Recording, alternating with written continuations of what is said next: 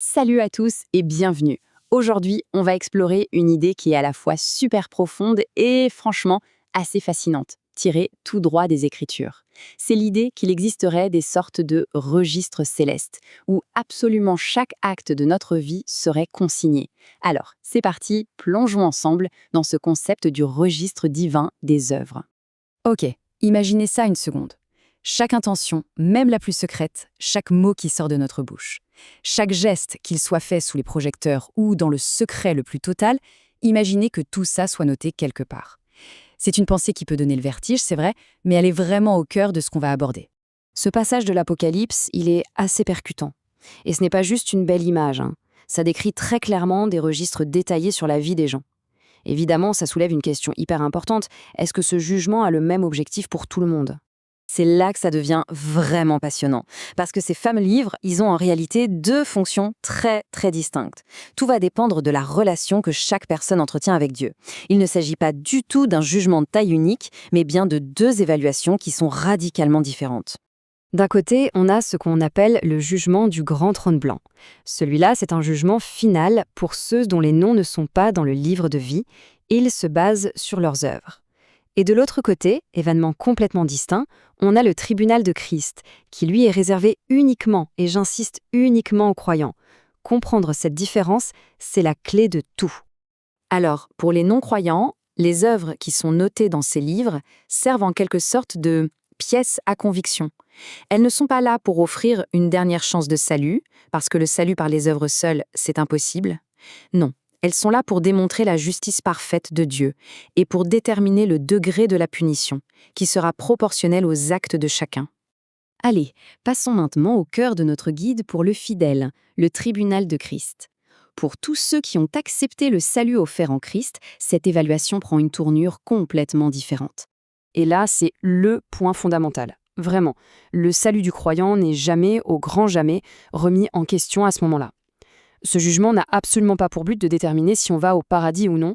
Cette question, elle est déjà réglée par la foi en Christ. C'est acquis.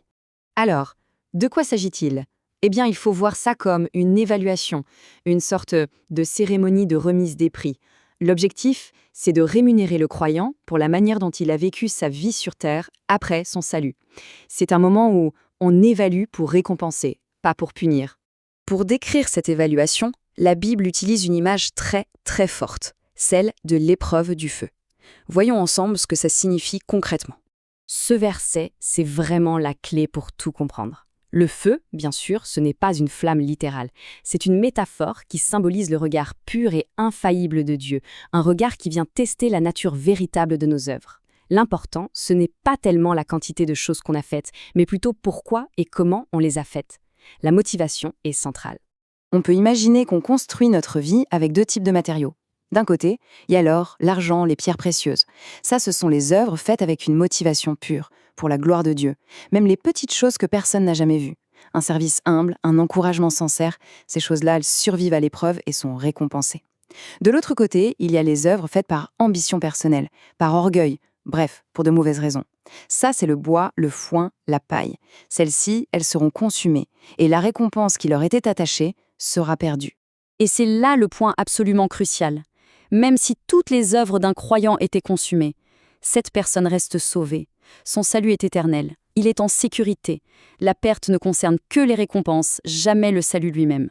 Et ça, c'est une vérité qui est incroyablement rassurante. Alors, justement, parlons-en de ces récompenses pour les œuvres qui résistent à l'épreuve. La Bible les décrit souvent comme des couronnes, des symboles de victoire et d'honneur. Attention, il ne s'agit pas de trophées juste symboliques. Ces couronnes représentent des honneurs et des responsabilités bien réelles dans l'éternité. C'est une invitation à participer au règne de Christ et ça, c'est la récompense suprême pour une vie de service fidèle.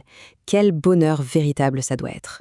Bon, pour résumer ce point qui est vraiment essentiel et pour que ce soit absolument clair, aucune bonne œuvre ne peut nous acheter une place au paradis. Le salut est un cadeau, un don gratuit qu'on reçoit par la foi. Par contre, les œuvres ont une importance capitale. Elles sont la preuve visible, la démonstration concrète d'une foi qui est authentique et d'un cœur qui a été transformé. Elles ne sont pas la racine du salut, mais elles sont le fruit qui en découle tout naturellement. Tout ça nous amène donc à la question finale, une question qui est personnelle pour chacun d'entre nous. En regardant notre vie, nos actions, nos motivations, avec quels matériaux sommes-nous en train de construire? Des œuvres qui seront consumées ou bien des trésors qui, eux, dureront pour l'éternité?